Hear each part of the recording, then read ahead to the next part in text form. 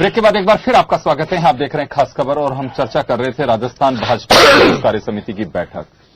मैं एक बात जानना चाहूंगा गिरिराज जी, एक लंबा आपका तो एक अनुभव है राजनीति का, आप कई सरकारें भी देखी हैं, प्रतिपक्ष का वक्त और संघर्ष भी आपने देखा है। जब सत्ता पक्ष में कोई पार्टी होती है वो अपने आंकड़े गिनाती है, अपने उपलब्धियों को गिनाती है, तो प्रतिपक्ष उस पर यकीन क्यों नहीं करता? कुछ ऐसा वक्त याद है आपको कि जिसपे ये कहा जा सके कि हाँ अमुक टाइम पे या तो हमारी सरकार थी तो प्रतिपक्ष में वो लोग थे, या वो प्रतिपक्ष की जब सरकार बनी थी हम लोग विपक्ष में थे, तो उस वक्त बिल्कुल फैक्ट्स के साथ में थे और हम यकीन भी करते थे, जो कमियां होती थी गिनाते थे। लेकिन अभी का जो दौर है उसमें ये तय किया जाता है कि किसी भी राजनीतिक दल के माध्यम से, चाहे ये अपोजिशन में थे, आप सत्ता पक्ष में थे तब हो, चाहे आज वर्तमान हो, फेस बदले हैं लेकिन एजेंडे वही हैं, दावे किए जाते हैं लेकिन तुरंत से खारिज किया जाता है, या तो मिथ्या आंकड़े पेश किए जाते हैं या फिर वास्तव में राजनीतिक द्वेषता इतनी बढ़ती जा रही है कि किसी चीज पे कोई यकीन नहीं किया जाता, या तो फैक्ट्स के आधार पर चर्चा होनी चाहिए कि वास्तव में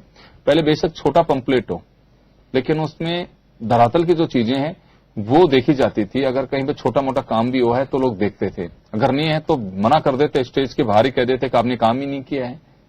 तो पब्लिक भी बहुत ज्यादा इंटरेस्ट नहीं ले रही है। राजनीतिक दल हैं, एक दूसरे पे महज एक आरोप प्रत्यारोप का ही दौर चलता रहेगा, ये कुछ सच्चाई है उसे स्वीकार करना चाहिए? नहीं देखो योगेंद्र जी, आरोप प्रत्यारोप नहीं है।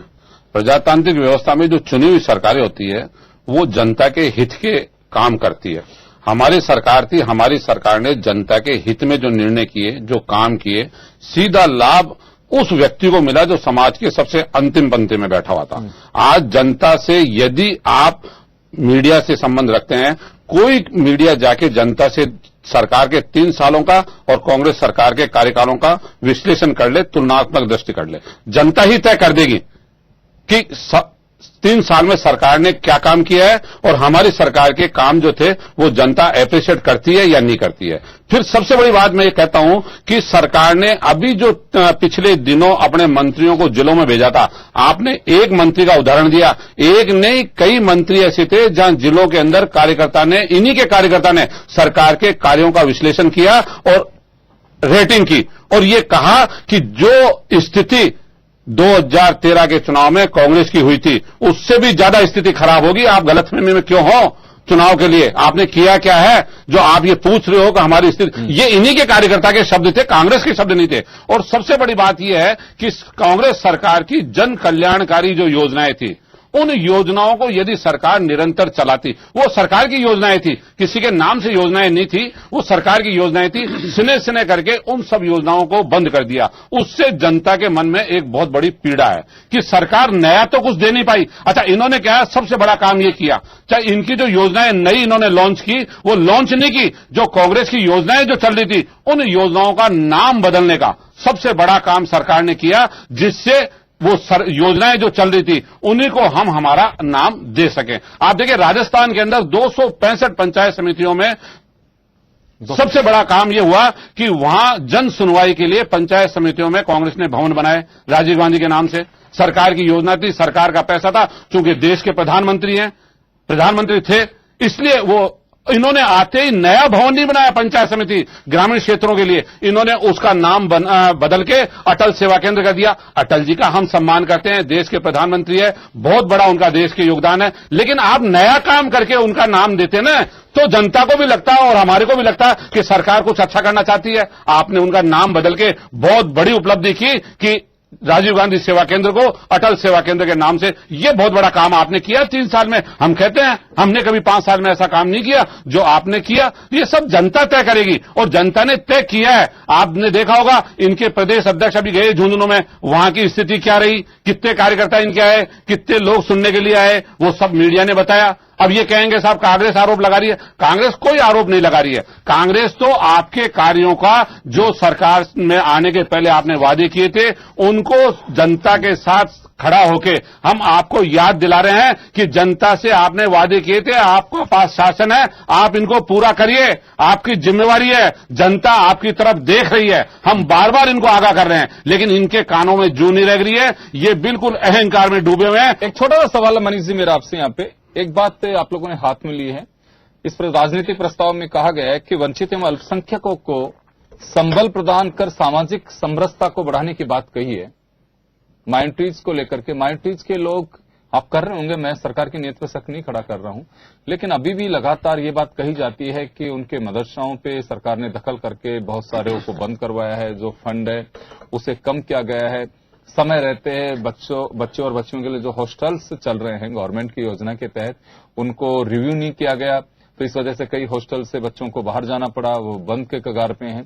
तो कुछ चीजें ऐसी हैं कि जिनके लिए आप योजना बना रहे हैं वो गैर राजनीतिक लोग हैं, वो सवाल खड़ा कर रहे हैं। तो सामाजिक समरसता और ये जो हम राजनीतिक प्रस्ताव के माध्यम से जनता के बीच गहरी छाप छोड़ने की बात कर रहे हैं, उसे आम जो मुस्लिम है वो खारिज कर रहे हैं। आप लोग कह रहे हैं कि हम उन्हें संबल प्रदान कर रहे हैं, एक सामाजिक समरसता का माहौल बना रहे हैं, कैसे होगा ये? यानी एक भी पैसे का कम नहीं किया गया है, जो भी फंड उसके लिए इंक्रोच था उसी हिसाब से काम किया है, जो भी अलॉट हुआ था। सवाल यह है कि स्कूलों को समानीकरण मदरसा के नाम पे जिस तरह हुआ, जहां बच्चे नहीं थे उनको 2 को इकट्ठा किया गया, छात्रावास की सुविधाएं बरकरार है, कंप्यूटर एजुकेशन की सुविधाएं बरकरार है, बच्चियों को जो राशि मिलती है स्कूल जाने पर वो बरकरार है। तो इसलिए टीचर्स की जो भर्ती है वो बरकरार है, उर्दू के टीचर्स की भर्ती भी हुई है। मदरसा बोर्ड ने भी अपने हिसाब से काम करके और जो भी कुछ उपयोगी सुझाव थे उसके तहत सुधार किए हैं। लेकिन ये निश्चित तौर पर बात है कि जो सरकार की योजना के तहत जो अल्पसंख्यक छात्रों को छात्रवृत्ति मिल रही है वो बदस्तूर जारी है। दूसरी बात मैं कहना चाहता हूं, जो इन्होंने कहा, एक तरफ तो कह रहे थे कि इन्होंने काम करे लेकिन उनकी योजनाएं बंद कर दी एक तरफ का, और दूसरी तरफ ये भी कहा कि योजनाएं वही थी लेकिन उनके नाम बदल दिए, तो यानी बंद तो नहीं करी, इनका खुद का सेल्फ कंडेमिनेटेड एस्पेक्ट है। दूसरी बात यह है कि जो संगठन मजबूत करने की बात इस कार्यकारिणी में मूल रूप से बात आई थी, जो विस्तारक योजना है, इनके लिए तो कोई दूसरा सोच भी नहीं सकता। ये कैडर बेस ऑर्गेनाइजेशन जो बीजेपी है, हर बूथ पर 15 दिन का कम से कम और ज्यादा से ज्यादा चुनाव तक का समय देने वाले कार्यकर्ताओं की सूची हुई है तैयार, और उसकी बैठक हुई है। वो सब लोग संगठन को मजबूती देने के लिए काम करेंगे। मैं ये कहना चाहता हूं कि जो ये काम करे हैं, इस पुस्तक को भी अगर आप सब जगह बांटते हैं तो वो भी सबको जानकारी हो ही जाती है। और ये भी जो 9 लाख रोजगार की बात मैं बार बार कहता हूं, वो भी कि प्रोविडेंट फंड के खाते खुले नए, तो वो जो तनख्वाह प्राप्त करने वाले हैं उनका 7.5 से 10% के बीच में जो कटता है पैसा प्रोविडेंट फंड के नाम पे, 6% से लेकर 10% उसके खाते हैं वो। तो वो जो जिनको सैलरीड पर्सन है, जो नए रोजगार खाते खुले हैं, ये उसके आधार पर रोजगार की संख्या बताइए। तो मैं ये कह रहा हूं एक भी बात गलत नहीं है। अब नहीं, हम सवाल खड़ा नहीं कर रहे हैं इसमें, मैं नहीं खड़ा कर रहा रोजगार इस विषय पर मैं सवाल खड़ा नहीं कर रहा हूं। संगठन की मजबूती की बात इसलिए की जा रही है कि जो आपने ये बात सही कही कि चुनाव की तैयारी कैसे करेगी, तो वो ये कि जो बूथ लेवल पे किया, हमने मंडलों को छोटा किया। आपने देखा कि जयपुर में भी पहले एक विधानसभा पर 1 मंडल था, अब हर विधानसभा में 3 मंडल हो गए हैं। 30 वो तो संख्या 547 है शायद, जिनको बढ़ा करके 1000 करने जा रहे हैं 1000। तो ये जो डिस्ट्रीब्यूशन ऑफ द वर्क है उसका अलग अलग और ज्यादा स्कैटर्ड करना है, उसको वाइफरकेट करना है, उसका कारण यही है ताकि ध्यान दिया जा सके। अब कार्यकर्ताओं की चिंता, कार्य पद्धति की चिंता और जो कार्यक्रम हो रहे हैं, बैठकों से बहुत फायदा हुआ है। ये भी माननीय वी सतीश जी जो हमारे संगठन मंत्री हैं, उन्होंने ये विषय कार्यकारिणी में रखा है कि जो निरंतर बैठकें हो रही है, जिला बैठकें, और इसमें भी कानून बना है। आपने देखा है कि जो राष्ट्रीय कार्यकारिणी है उसके 1 हफ्ते के अंदर अंदर प्रदेश कार्यकारिणी की बैठक होगी, और प्रदेश कार्यकारिणी है उसके 1 हफ्ते के अंदर अंदर जिला कार्यकारिणी की बैठक होगी, जिला कार्यकारिणी की बैठक होगी मंडल की एक। तो ये जो आप देख रहे हैं, ये कुल मिला के हजारों बैठकें हैं, हजारों कार्यकर्ता इधर से उधर जाएंगे, बैठक लेंगे, बात बताएंगे। तो ये जो संगठन में जान फूंकने जैसा काम है। और मैं इसलिए भी कहना चाहता हूं कि इनको इसलिए अजीब लग रहा होगा कि पहली बार ऐसा हो रहा है कि जो सरकार सत्ता में है वो पार्टी जमीन की बात कर रही है, वो लगातार अपने संगठन। मेरा एक आप तीनों से सवाल होगा, आप लोगों ने अपने स्तर पे पार्टियों ने तैयारियां तो शुरू कर दी है कि हमें चुनावी जंग में जानी है, महासमर सामने हमें दिखाई दे रहा है, 1 साल या 2 साल का जो भी वक्त है। लेकिन कभी कार्यकर्ता को उसकी मानसिकता से पूछा है कि वो भी तैयार है कि नहीं आपके इन महासमर के योद्धाओं के पीछे लगने के लिए? जो इन्हीं की योजनाएं हैं, वो मैंने आपको कहा कार्यकर्ता के लिए ही बनाई जाती है, कार्यकर्ता के आधार पर। कार्यकर्ता के लिए तो बूथ स्तर पे चुनावी पर्चियां काटने की योजनाएं बनाई है। नहीं, ये जो बूथ के अध्यक्ष बने हैं, आप देखिए मंडल अध्यक्ष 3 गुने हो गए हैं। एक बात, नए पदाधिकारी बनेंगे, वो 20 पदाधिकारी हर मंडल में होते हैं, तो आप देखेंगे कि उसमें भी 60 हो जाएंगे अब। तो ऐसा बात नहीं है, बीजेपी से सीधा सीधा उनका लिंक हो रहा है और वो पदाधिकारी बन रहे हैं एक तरफ। दूसरी बात, जो जमीन से जुड़ी हुई योजनाएं हैं, जिनका लाभ कैसे मिले, इस पर उनको विचार करना है। और कैसे आप जो इस विषय पर कन्या समृद्धि योजना के एस्पेक्ट पे कैसे लोगों को लाभ मिल सकता है, विधवा पेंशन का। चलो, ये मेरा सवाल गिरिराज गर्ग साहब आपसे भी होगा। आप लोग दोनों ही पार्टियां चुनावी रन की तैयारियों तो लगे हैं, लेकिन वास्तव में जो मूल सिपाही वर्कर है पार्टी का, उससे कभी पूछा कि वो भी तैयारी है कि नहीं है, तैयार है कि नहीं है चुनावी मानसिकता के लिए? जो धरातल है वो कार्यकर्ता होता है। निश्चित रूप से जो मनीष जी ने कहा, हमारी जो संगठन का जो ढांचा है, हमारे हर विधानसभा में 2 ब्लॉक कांग्रेस कमेटी पिछले संगठन चुनाव में हमने प्रपोज करके बना दी थी। अब ये हमारी देखा देख 3 कर रहे हैं, 2 से बढ़ के, पहले 1 था इनका। हमारी बैठ के नियमित रूप से ब्लॉक कांग्रेस कमेटी, जिला कांग्रेस कमेटी और प्रदेश कार्य समिति की हर महीने हो रही है। प्रकोष्ठों की बैठक हर महीने हो रही है। 15 महीने के अंदर तो प्रदेश की इनकी कार्य समिति बन रही है। पिछले दिनों इन्होंने प्रशिक्षण शिविर किया, ज्यादा नहीं, जयपुर शहर का, किशनपोल का तो मुझे मालूम है कि जयपुर शहर में इन्होंने 350 सेलेक्टेड जो कार्यकर्ता थे उनका प्रशिक्षण शिविर, उनको निमंत्रण दिया और 70 या 80 कार्यकर्ता वहां पहुंचे। किशनपोल की तो दुर्दशा ये रही कि विधायक महोदय के यहां मात्र 7 कार्यकर्ता किशनपोल के प्रशिक्षण शिविर के नाम पे पहुंचे। ये कार्यकर्ताओं का, इनका जो है आंतरिक मामला है, मैं नहीं कहता हूं। लेकिन क्या है कि जो आप जो कह रहे हो कि ये जो कह रहे हैं कि हम प्रस्तावक बना रहे हैं, विस्तारक बना रहे हैं, निश्चित रूप से बनाना चाहिए, हर पार्टी करती है। हमारा जो काम है, हमारा काम जब से सचिन पायलट जी अध्यक्ष बने हैं, इनके अशोक परनामी जी ने कहा था कि ये नौजवान है, बच्चा है मेरे सामने, ये क्या कांग्रेस को चला पाएगा, कुछ रोज में फेल होकर चल जाएगा। आज उसी सचिन पायलट ने 3 साल के अंदर सरकार को घुटने टिका दिए। आज हर मोर्चे के ऊपर सरकार के पास जवाब नहीं है, मुख्यमंत्री जी जवाब नहीं देती है, परनामी जी सामने आते हैं, हर उस सवाल का जवाब इनके तैयार रहते हैं। निश्चित रूप से आप देखिए, जबकि इतने आरोप भ्रष्टाचार के लगे, इतने चाहे ललित गेट कांड हो, ललित मोदी का हो या दूसरे हो, खान घोटाला हो, सबके ऊपर संगठन को आगे कर देते हैं, सरकार कभी सामने नहीं आती है। इससे बड़ा राजस्थान का दुर्भाग्य नहीं हो सकता है। और निश्चित रूप से कांग्रेस लगातार मजबूत हो रही है और कांग्रेस ने यह साबित किया है स्थानीय निकाय के चुनाव में, पंचायत के चुनाव में, विधानसभा के चुनाव में। पार्टी के स्तर पर तैयारियां हो रही होंगी, अच्छी बात है कि एक अच्छी मजबूत सरकार के लिए हर पार्टी को कोशिश करनी भी चाहिए। लेकिन हमारा सवाल सिर्फ इतना सा है कि मतदाता को वोट दिए बहुत लंबा समय नहीं हुआ है और हम लोग पार्टियों पे तैयारी भी कर रहे हैं।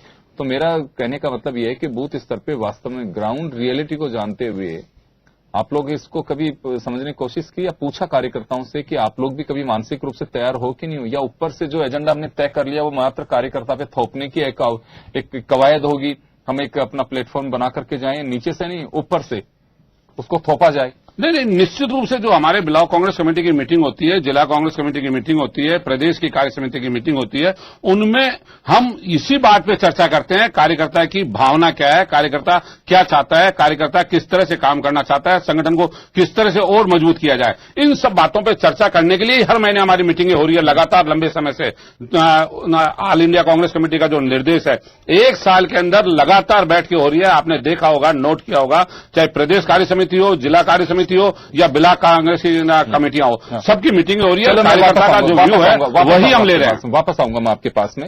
विष्णु कोलवाल साहब, आप तो एक व्यापारिक व्यक्ति भी हैं, मैं आपसे जानना चाहूंगा कि रिसर्जेंट राजस्थान, ग्राम, ऐसे बड़े एक आयोजन जो सरकार के हैं उन पे भी कार्यकर्ताओं के बीच ताल ठोकने की कोशिश की जा रही है, जिसमें कहा गया है कि बड़ी अचीवमेंट्स हैं हमारे ये, जिसमें मुख्यमंत्री ने कहा है कि 1,39,000 युवाओं को उद्योग स्थापित करने के लिए हमने लाभान्वित किया है। देखिए योगेंद्र जी, सबसे पहले आप देखिए जो अभी ये सरकार जो जीएसटी ला रही है, उसके अंदर व्यापारी की क्या स्थिति है, उसमें व्यापारी को उसको रजिस्ट्रेशन कराना पड़ रहा है।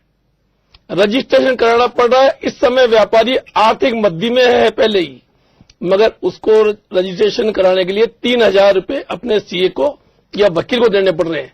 सवाल यह है कि जब सरकार ने उसको वेट नंबर दिया, 3 नंबर दिया था, जब भी 2 फोटो लगी हुई है उसकी, जब भी एफिडेविट लगे हुए हैं, जब भी ब्लैंक चेक लगे हुए हैं, जब सब चीजें इनके पास लगी हुई है, उस समय सरकार इन अधिकारी जी ये क्यों नहीं पूछते कि तुम दोबारा इन लोगों से क्यों मांग रहे हो, इसी चीज से इससे आगे इसको क्यों नहीं बढ़ा रहे हो आप।